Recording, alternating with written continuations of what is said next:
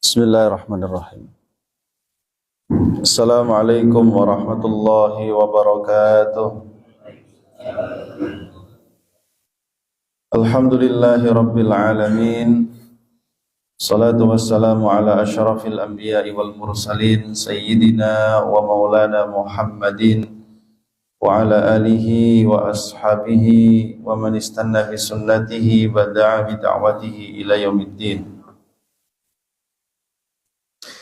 Rabbi shrah li sadri wa yassir li amri wahlul 'uqdatam min lisani yafqahu qawli. Subhanaka la ilma lana illa ma 'allamtana innaka antal alimul hakim.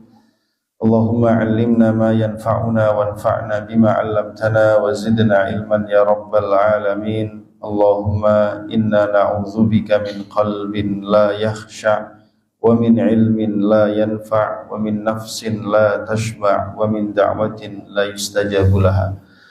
Alhamdulillah, ma'asyiral muslimin, jamaah salat subuh yang mudah-mudahan kita semua senantiasa diberikan hidayah, diberikan taufik, diberikan keberkahan oleh Allah Subhanahu wa taala, agar kita senantiasa diberikan keistiqomahan dalam melaksanakan perintah Allah, istiqomah dalam beribadah, istiqomah dalam beramal saleh, sampai dengan batas waktu yang telah ditetapkan. Mudah-mudahan Allah mengkaruniakan pula kepada kita akhir hidup yang husnul khatimah insyaallah. Amin ya rabbal alamin. Ya rahimakumullah, pada kesempatan pagi hari ini kita akan kembali melanjutkan pembahasan kita, kajian tentang kisah Nabi Musa alaihi salam, khususnya dalam episode pembinaan beliau terhadap kaum Bani Israel, yang pada kesempatan sebelumnya telah kita jelaskan tentang Nabi Musa alaihi salam yang dipanggil oleh Allah Subhanahu wa taala untuk datang ke Gunung Tursina, di lembah Tursina, untuk mendapatkan wahyu berupa kitab Taurat.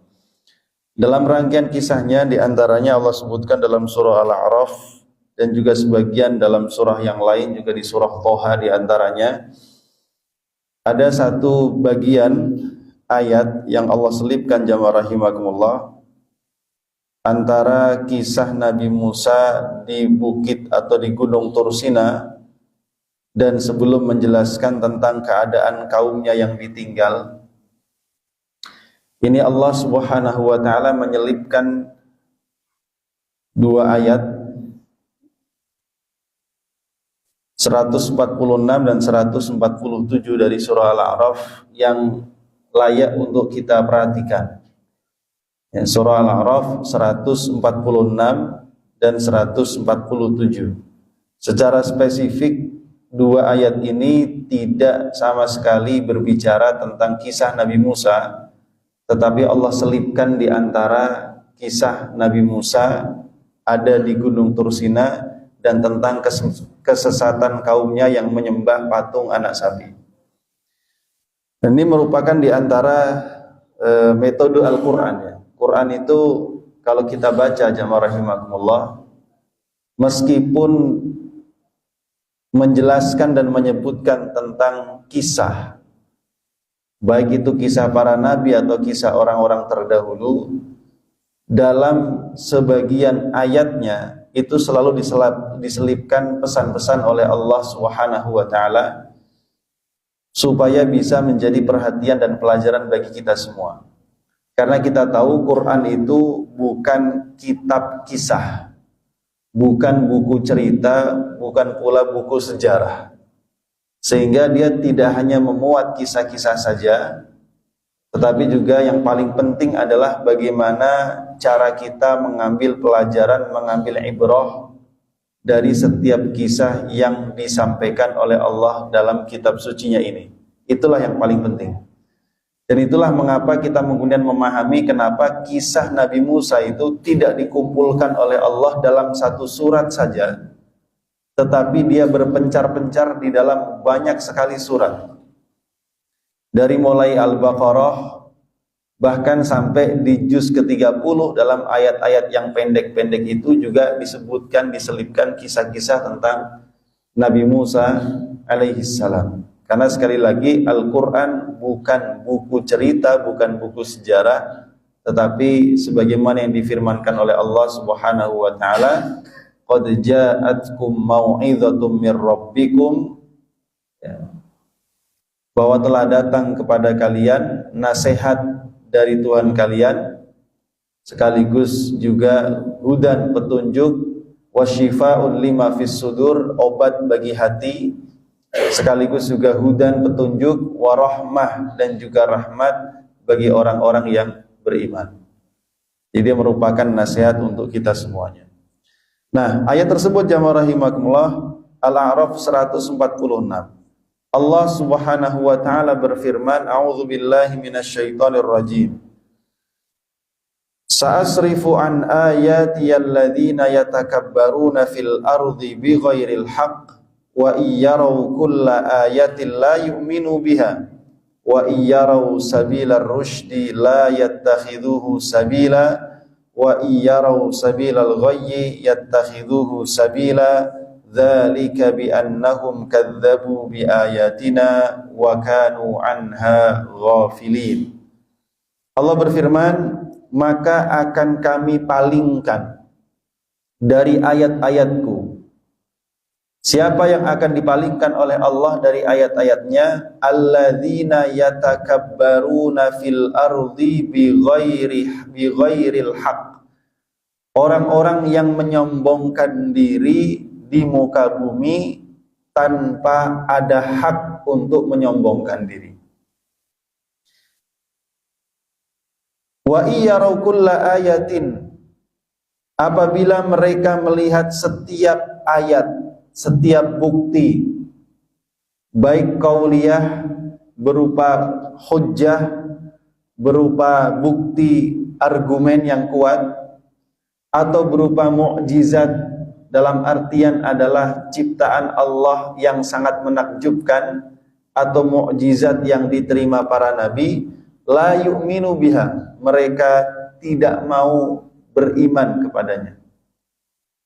Sudah didatangkan bukti, enggak beriman.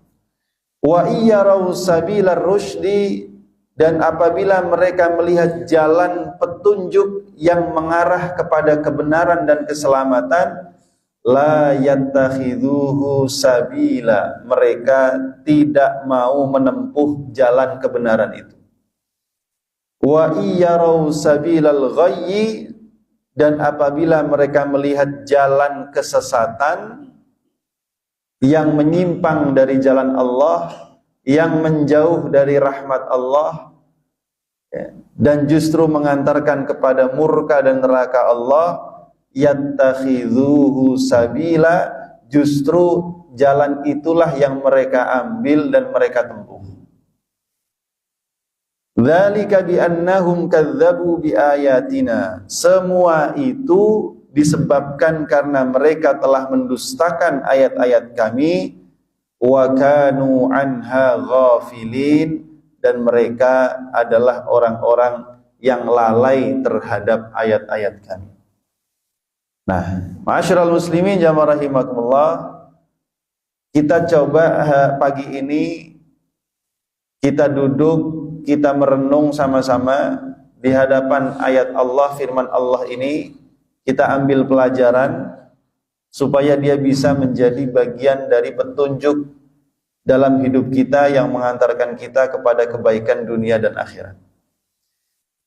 Ayat ini jamaah rahimakumullah menjelaskan kepada kita tentang tabiat, karakter watak orang-orang yang menyombongkan diri sejak zaman dulu kala sampai hari ini, sampai nanti hari kiamat. Orang sombong itu mesti ada, ya. Yaitu Allah Subhanahu wa taala menjelaskan kepada kita tentang bagaimana karakter mereka serta yang menyebabkan mereka itu menyombongkan diri.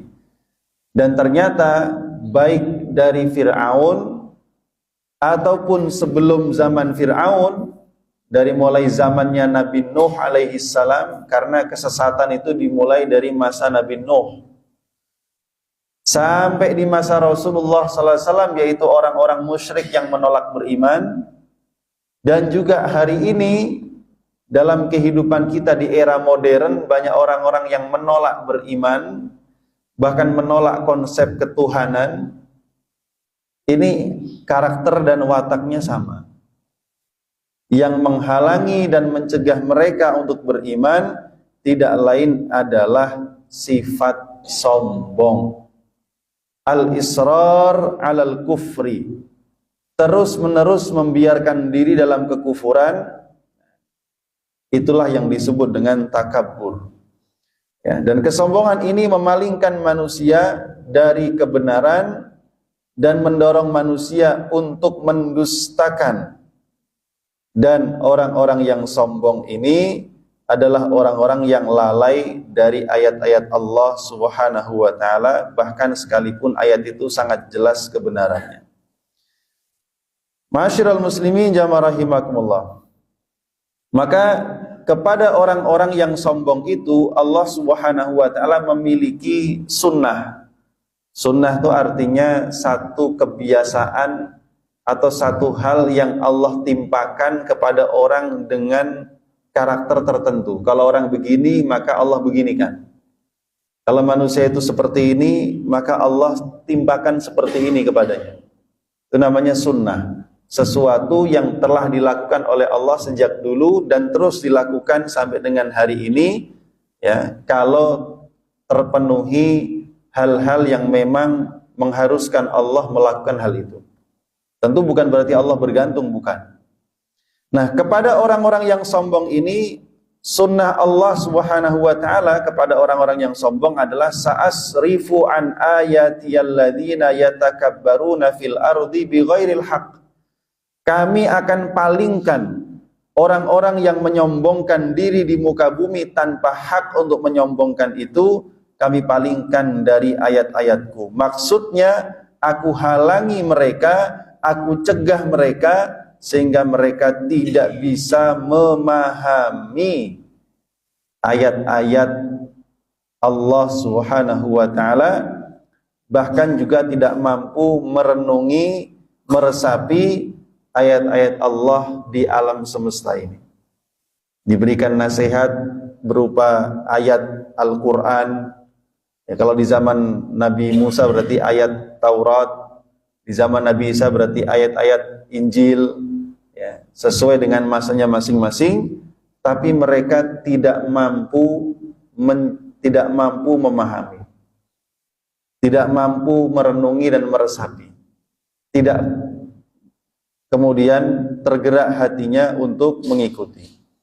Begitu pula kalau mereka menyaksikan berbagai macam kejadian, ada gempa bumi, ada gunung meletus, ada angin topan atau puting beliung, ya, kejadian-kejadian alam semesta, bahkan melihat keajaiban dalam dirinya sendiri pun tidak lantas membuat mereka bisa menginsafi bahwa itu semua ada zat yang maha besar yang mengatur, mengurus dan telah menciptakannya.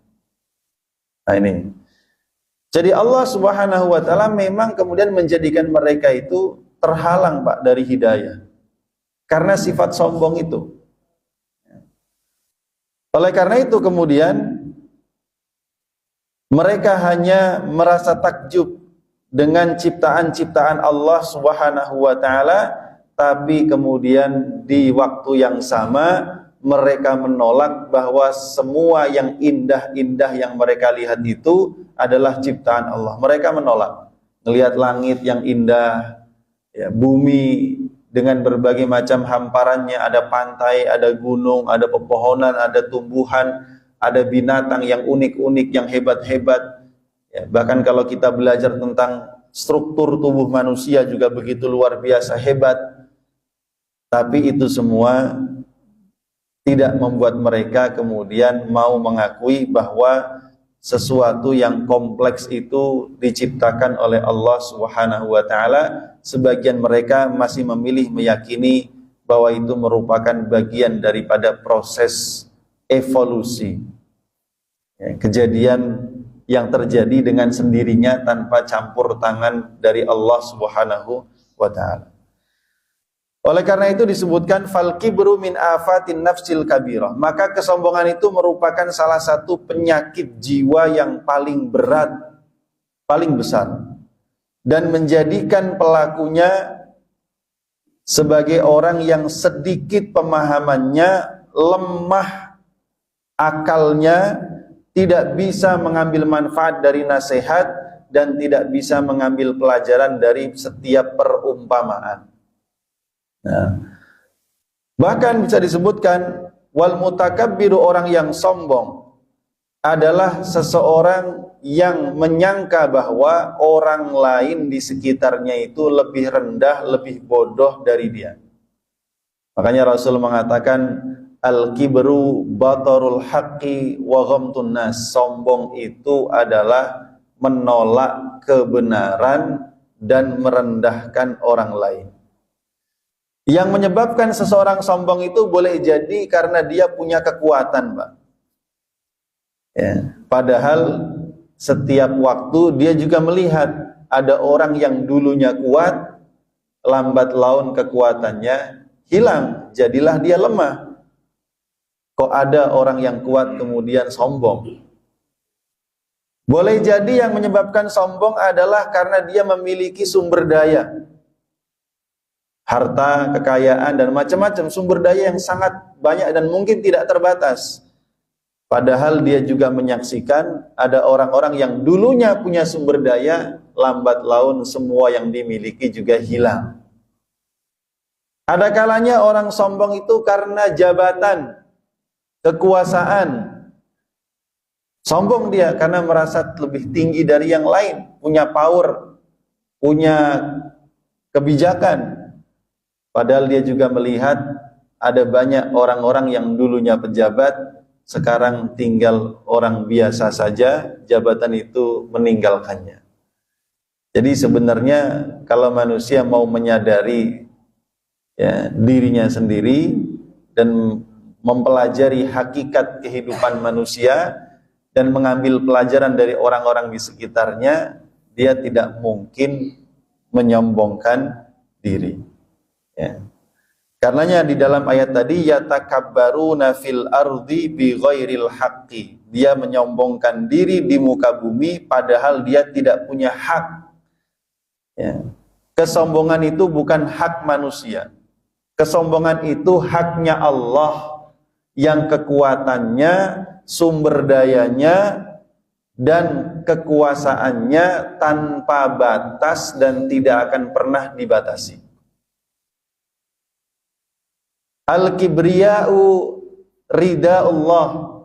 Rasulullah SAW mengatakan kesombongan itu merupakan ridanya Allah. Ridha itu kalau bahasa kita ini, kain ini Pak, yang kita selempangkan di badan begini namanya ridha. Kesombongan itu maksudnya adalah milik Allah ya. Maka tidak boleh diambil oleh manusia. Kalau sampai manusia mengambil kesombongan yang bukan haknya, ya yang terjadi pasti adalah kehancuran, nggak mungkin kuat ya. Karena itu adalah milik Allah Subhanahu wa ta'ala. Makanya Allah tidak suka orang yang sombong ya. Wa'lamu anna kulla mutakabbirin fil ardi la yakhturullaha bibalih. Ketahuilah bahwa orang yang sombong di muka bumi itu di dalam pikirannya tidak pernah terlintas pikiran tentang Allah ya. Karena kalau seandainya di dalam pikirannya itu terlintas tentang Allah dan kesempurnaannya, dia nggak mungkin sombong, Pak.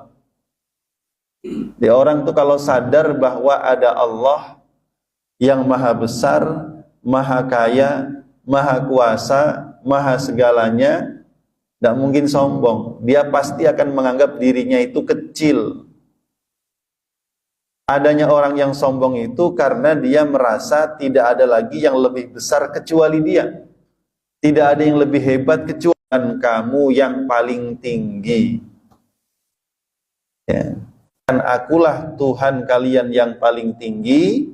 Di dalam rumahnya istrinya sendiri justru mengatakan subhana rabbiyal a'la. Maha suci Allah Tuhanku yang paling tinggi. Oh, kan? Dan dia nggak tahu. Ya. Padahal di dalam rumahnya sendiri. Ternyata Fir'aun yang mengaku Tuhan yang paling tinggi, dia juga tidak tahu. Ternyata kehancurannya dimulai dari dalam rumahnya sendiri. Itu menandakan berarti dia tidak berhak sombong sebenarnya. Buktinya dia nggak ngerti apa-apa dan tidak bisa mencegah kerusakan di dalam dirinya dan kerajaannya.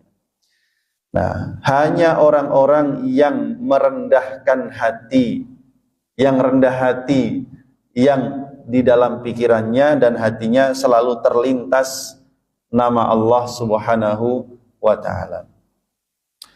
Ma'asyiral muslimin jamaah rahimakumullah. Jadi Allah Subhanahu wa ta'ala pasti akan memalingkan orang-orang yang sombong sehingga mereka tidak bisa mengambil pelajaran dari ayat-ayat Allah Subhanahu wa ta'ala, apalagi kemudian membenarkan ayat-ayat tersebut.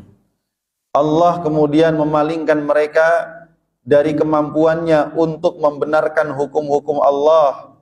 Allah mengunci mati hati mereka. Apa yang ada di dalam berupa kekufuran, kesombongan, kemusyrikan tidak bisa keluar dari hati karena sudah dikunci oleh Allah. Demikian pula yang dari luar, iman, hidayah, nggak bisa masuk. Ya. Khatamallahu ala qulubihim wa ala sam'ihim wa ala absarihim ghishawatun walahum adzabun azim. Allah kunci mati hati mereka. Hati itu tempat orang berpikir, merenung, merasakan. Allah kunci. Allah kunci mati pula telinganya, walaupun dengar ayat, dengar nasihat, tidak masuk, Pak. Ya. Wa ala absari mughishawah, matanya meskipun bisa melihat, tapi hakikatnya tertutup. Tidak bisa melihat apa yang ada di balik yang wujud itu. Ya. Dia hanya menyaksikan yang kelihatan saja. Makanya kenapa selalu saja ya, orang-orang yang musyrik, orang-orang yang kafir itu selalu menantang para nabinya dengan mengatakan, Tuhanmu mana sih? Kok nggak kelihatan? Ya. Fir'aun mengatakan, wahai Haman, tolong buatkan untukku sorhan, ya, menara yang sangat tinggi, yang mencapai puncak tertinggi, la'alli attali'u ila ilahi Musa, supaya aku bisa melihat Tuhannya Musa, katanya di atas. Jadi mereka tidak mau mengakui sesuatu yang tidak kasat mata. Mereka mau mengakui sesuatu kalau dia kelihatan oleh mata. Padahal ada dalam banyak kehidupannya sesuatu yang tidak kasat mata dan mereka tetap percaya. Apa Pak diantaranya? Rasa manis itu warnanya apa Pak? Asin warnanya apa? Ya, tapi dia percaya manis asin itu ada. Ya. Akalnya bentuknya gimana? Kalau otak kelihatan, ya. Akal itu gimana? Bentuknya kotak, bulat, lonjong, nggak tahu. Tapi mereka merasa punya akal dan merasa paling cerdas. Ya, itu menandakan bahwa tidak semua yang ada itu harus kelihatan oleh mata. Begitu pula Allah Subhanahu wa ta'ala, walaupun kita tidak bisa melihatnya dengan mata kita di dunia ini, bukan berarti Allah itu tidak ada. Karena keberadaan sesuatu dilihat daripada pengaruhnya dalam kehidupan. Ya. Ma'asyiral muslimin jamaah rahimakumullah. Jadi orang-orang yang sombong ini meskipun mereka hidup bergerak di muka bumi ini, akan tetapi kebenaran sama sekali tidak bisa masuk ke dalam diri mereka. Oleh karena itu, ketika Allah sudah memalingkan mereka dari ayat-ayatnya, dibacakan ayat nggak mempan, lihat bukti kebenaran nggak mempan, apa yang terjadi? Wa iyyarau kulla ayatin la yu'minu biha.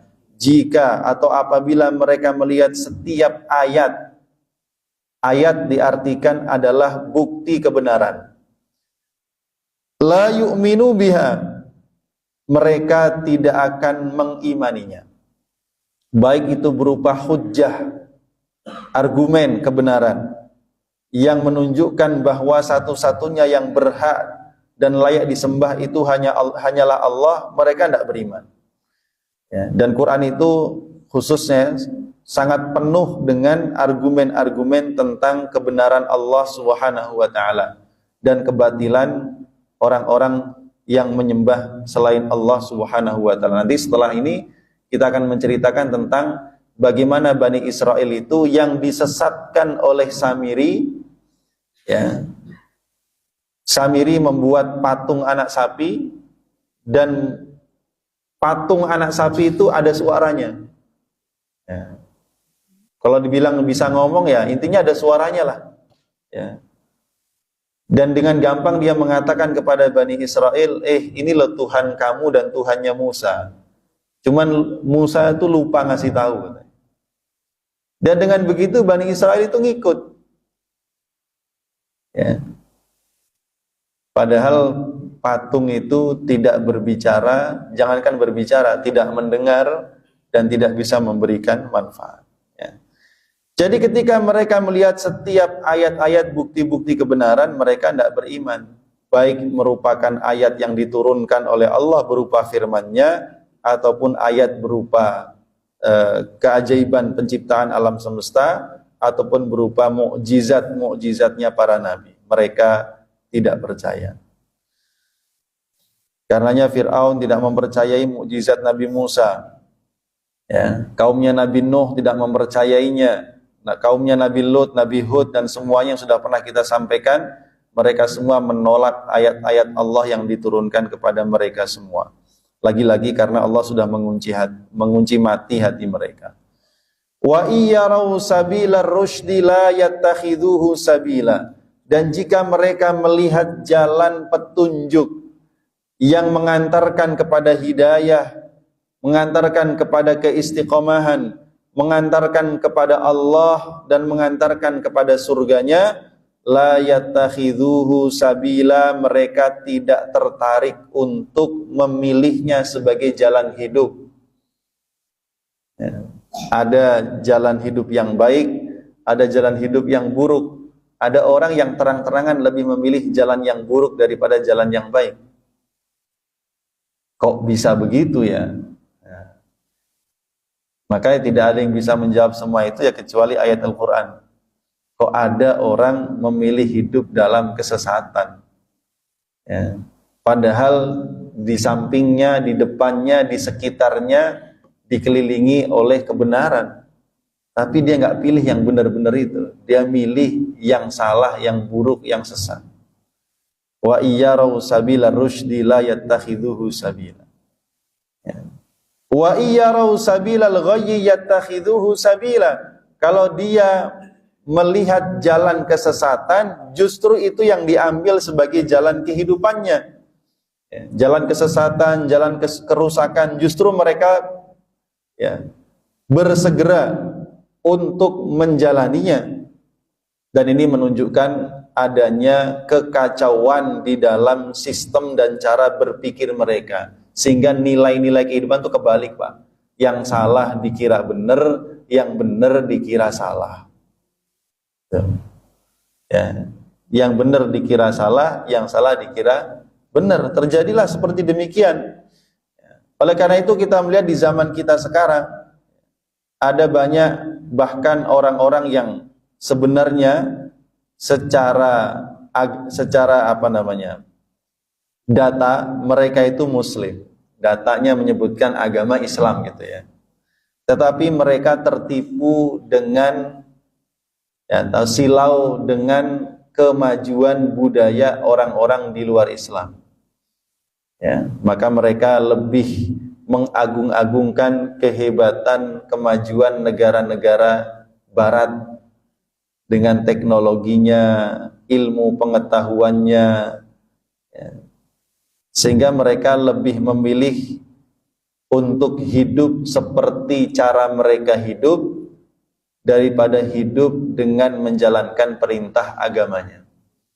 Bahkan di masa lalu, di era awal-awal pasca penjajahan ya, itu seperti Turki yang berubah menjadi sekuler, ya, negara-negara Arab yang harusnya notabene adalah Arab Islam gitu ya, itu mengalami proses transformasi sekularisasi, ya, pemisahan antara ajaran agama dengan kehidupan, itu namanya sekularisasi. Sehingga banyak orang yang lahirnya muslim tapi sama sekali tidak paham ajaran Islam. Mereka menganggap Islam itu ajaran kuno, ketinggalan zaman, dianggap tidak membawa kemajuan, dan mereka berkiblat kepada negara-negara barat yang mereka anggap hebat, luar biasa, ilmu pengetahuannya maju, teknologinya maju. Maka mereka menganggap yang membuat kita ketinggalan zaman adalah karena kita masih berpegang teguh dengan tradisi agama. Karenanya kalau kita mau maju, kata mereka, semua tradisi lama kita harus ditinggalkan, kita ngikutin orang barat yang maju.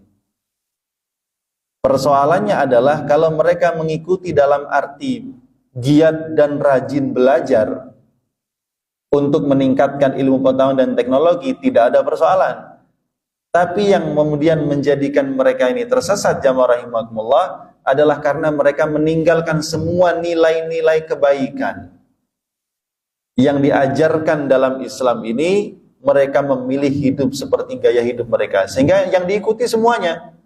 Mereka hidupnya bebas saja kok, laki-laki perempuan bergaul biasa saja, perempuan buka aurat biasa saja, laki-laki perempuan bercampur baur tanpa ikatan pernikahan biasa saja. Nah, dampaknya kita rasakan sekarang.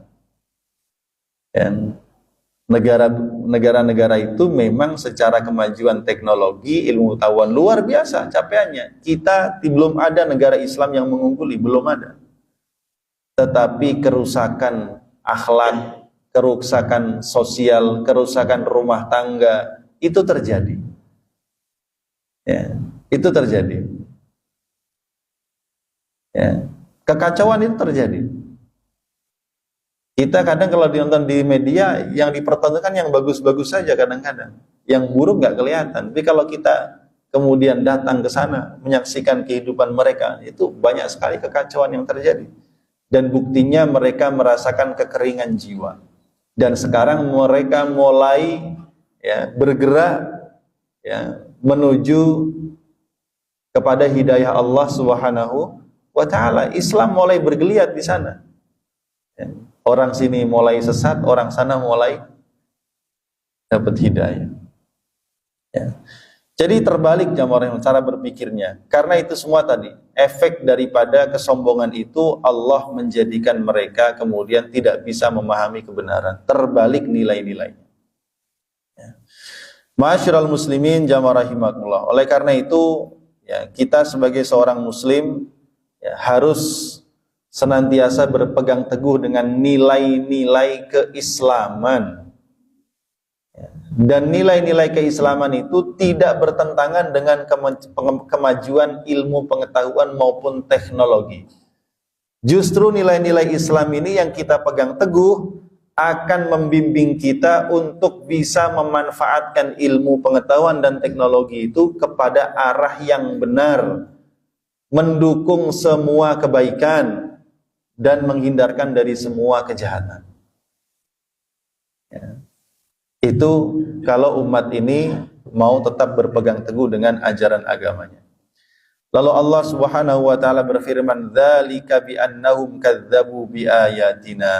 Dzalika semua itu kesesatan yang mereka alami, bi annahum disebabkan karena mereka kadzdzabu bi ayatina, mendustakan ayat-ayat kami, wa kanu anha ghafilin, dan mereka lalai terhadap ayat-ayat kami. Lalai di sini bukan berarti lalai dalam artian lupa dan tidak faham, tetapi lalai di sini yang dimaksud adalah membangkang dan berpaling.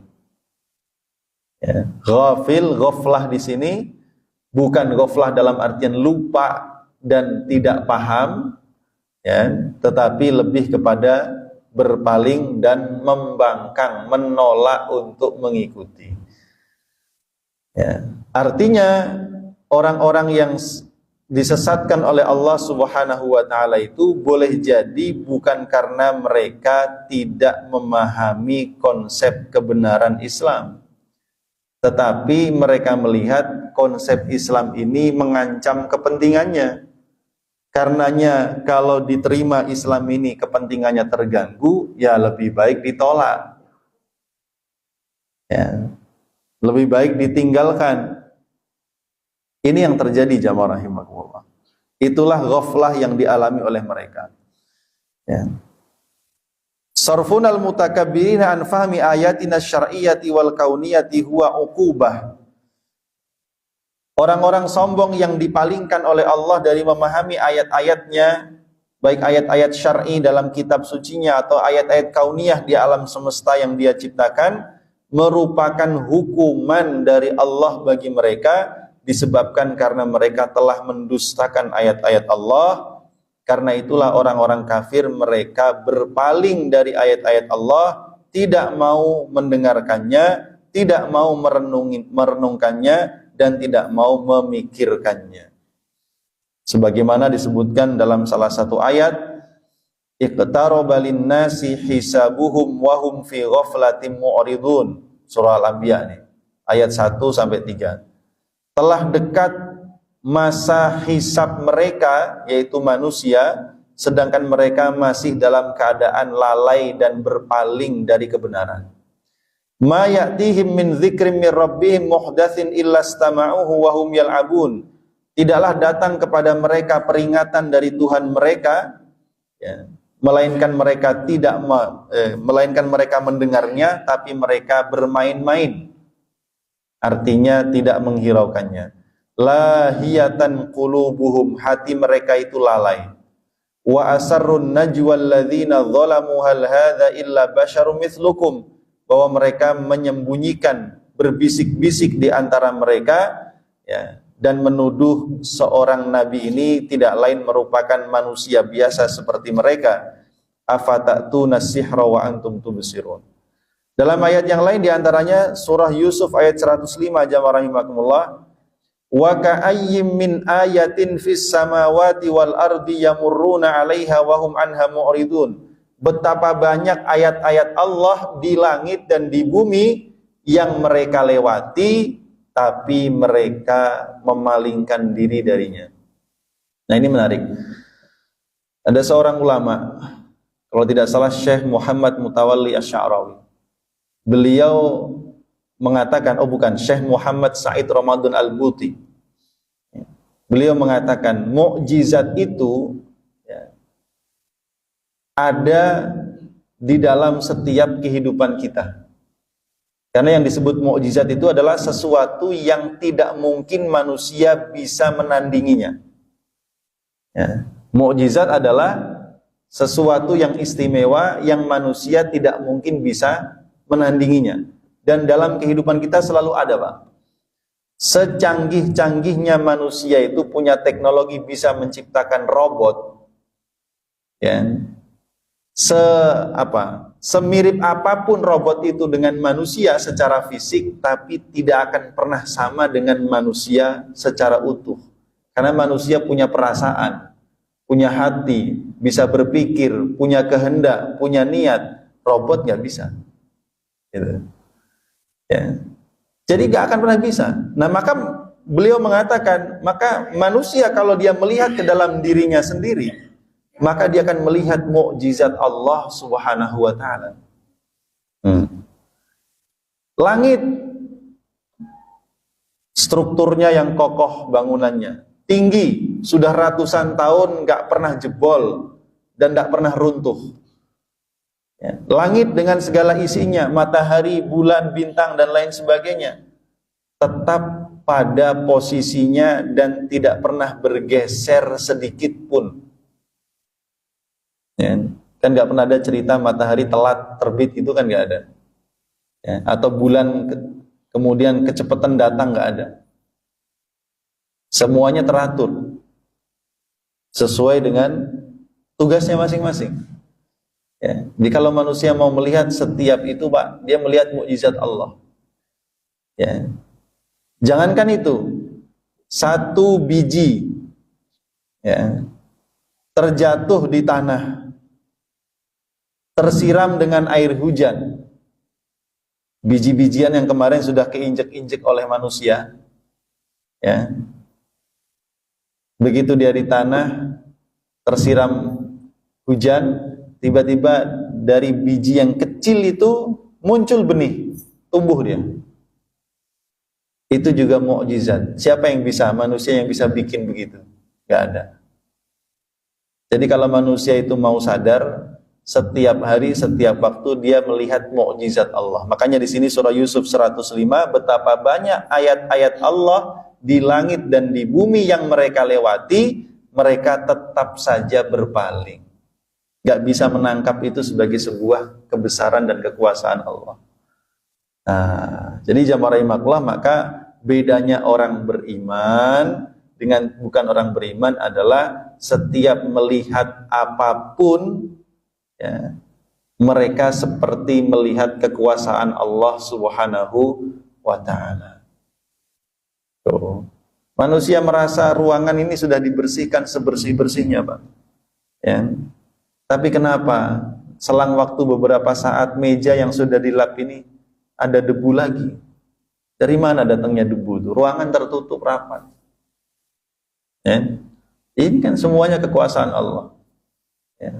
Jadi kalau manusia mau berpikir, wasababu hadhil ghaflah annahum kadzabu biyaumil qiyamah. Yang menyebabkan kelalaian ini tidak lain adalah karena mereka mendustakan hari kiamat. Wasalahu anfusahum anis syu'ur bil mas'uliyati amam Allah, dan mereka berlepas diri, ya, dari rasa tanggung jawab di hadapan Allah Subhanahu wa ta'ala. Wala qimata li hayatil insan idza lam yastash'ir fi qararati nafsihi bi mas'uliyatin fi hayatihi. Maka manusia itu tidak ada nilai hidupnya, nilai kehidupan manusia itu enggak ada kalau dia kemudian tidak merasa memiliki tanggung jawab atas kehidupannya. Innaha jauharu hayatihi wa mihwaru wujudihi, karena rasa tanggung jawab itu merupakan inti daripada kehidupan. Ya, kalau orang manusia itu merasa nggak punya tanggung jawab kelak di akhirat, ya itu yang terjadi, hidupnya sesukanya. Ya, berbuat apa saja sesukanya tanpa ada yang bisa mengendalikannya. Orang beriman dia bisa tetap menjadi orang yang baik karena dia memiliki rasa tanggung jawab. Apapun yang saya katakan, apapun yang saya perbuat, kelak ada pertanggungjawabannya. Kan itu yang kita rasakan, itu yang kita imani, itu yang kita yakini. Itulah yang kemudian mengendalikan perilaku kita. Itulah yang kemudian menjadikan kita kalau mendengar nasihat kita mau duduk merenung. Itulah yang menjadikan kita kalau melihat setiap keajaiban, setiap ciptaan Allah, itu bisa mengantarkan kita kepada keimanan, keyakinan.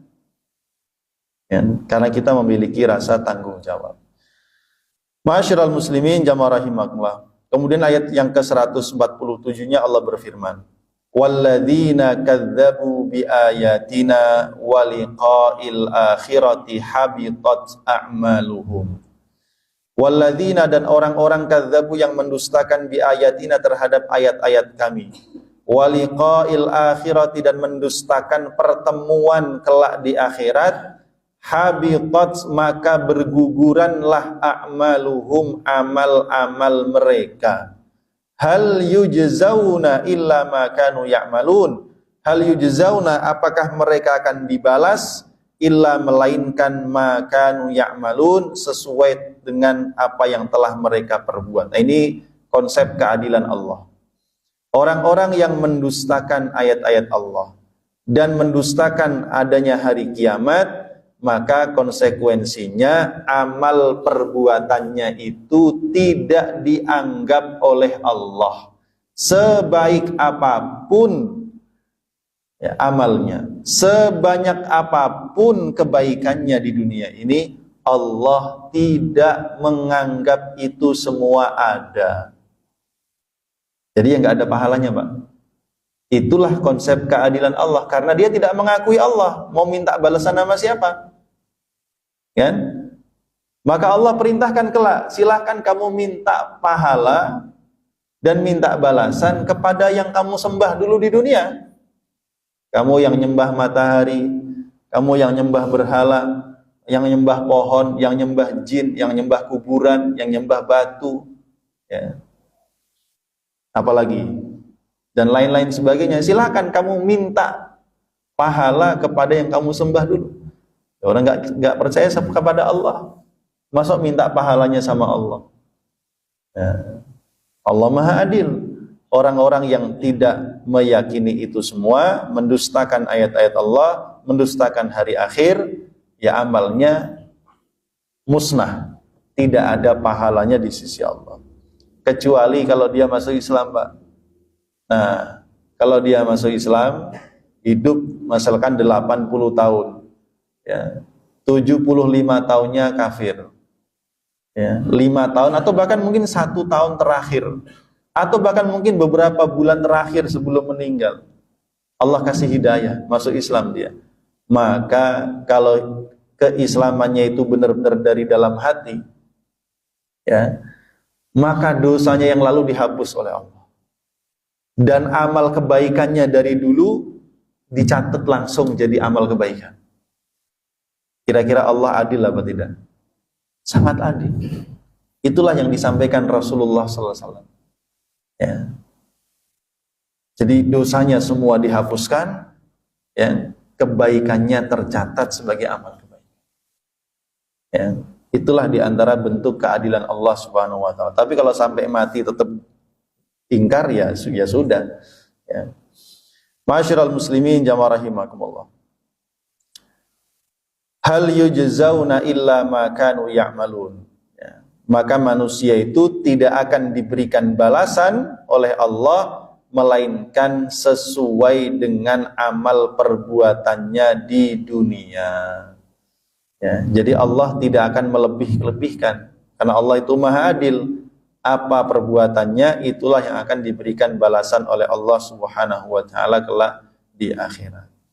Baik, ma'asyiral muslimin jamaah rahimakumullah, itulah dua ayat yang diselipkan oleh Allah Subhanahu wa taala di dalam surah Al-A'raf ketika menceritakan tentang kisah Nabi Musa yang ada di Gunung Tursina dengan kaumnya yang ditinggalkan, dititipkan kepada Nabi Harun, lalu kemudian disesatkan oleh Samiri.